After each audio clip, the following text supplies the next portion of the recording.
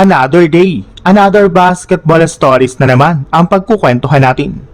At ngayon nga ay pag-uusapan natin ang balitang kompleto na nga po ang first five ng Cleveland Cavaliers at ang kalalabas pa lang na balita na may niluluto na nga pong bagong move ngayon, ang Philadelphia 76ers.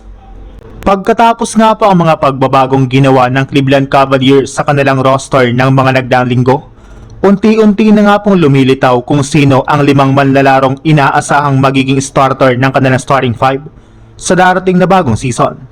Siyempre hindi na nga po dito mawawala ang kanilang superstar point guard na si James Harden na nakakapirma pala ngayong offseason ng bagong kontrata.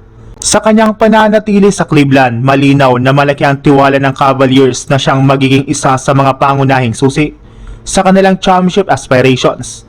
Makakasama naman niya sa backcourt ang superstar na si Donovan Mitchell na patuloy na magiging pangunahing scorer at go-to-guy ng Cavaliers sa clutch.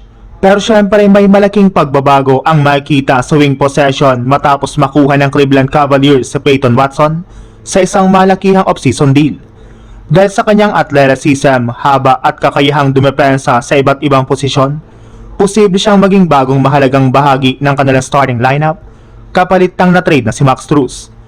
At syempre kumukumpleto sa kanilang bagong starting five ang isa sa pinakamalakas na frontcourt duo sa NBA na sina Evan Mobley at Jarrett Allen. Ang dalawa ang magsisilbing pangunahing sandigan ng Cavaliers sa depensa, rebounding at presensya sa ilalim ng basket. Kaya overall, meron sila ngayong veteran leadership, superstar scoring, athletic wing defense at isang matibay na twin tower combination sa ilalim ng basket sapat na para makapag-compete sa Eastern Conference. Sa ibang balita naman, may isa na naman nga pong mahalagang galaw ang kasalukuyang ginagawa ng Philadelphia 76ers ngayong offseason. Ayon nga po sa balita, nagbigay na nga po ng offer ang Philadelphia 76ers sa free agent center na si Nick Richards, kung saan isang veteran minimum deal ang inilatag ng Sixers para subukang makuha ang serbisyo ng nasabing big man.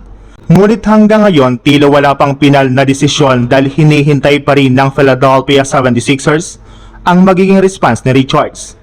Malaking pagkakataon ito para sa 76ers na madagdagan ang kanilang lalim sa ilalim ng basket, since kilala nga po si Richards bilang isang athletic center na kayang tumulong sa rebounding at rim protection.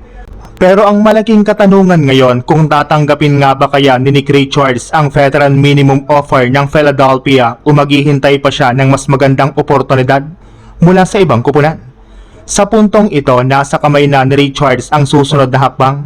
Ang 76ers naman ay tila handang maghintay dahil naniniwala silang maaari siyang maging isang malaking dagdag sa kanilang lineup para sa darating na season.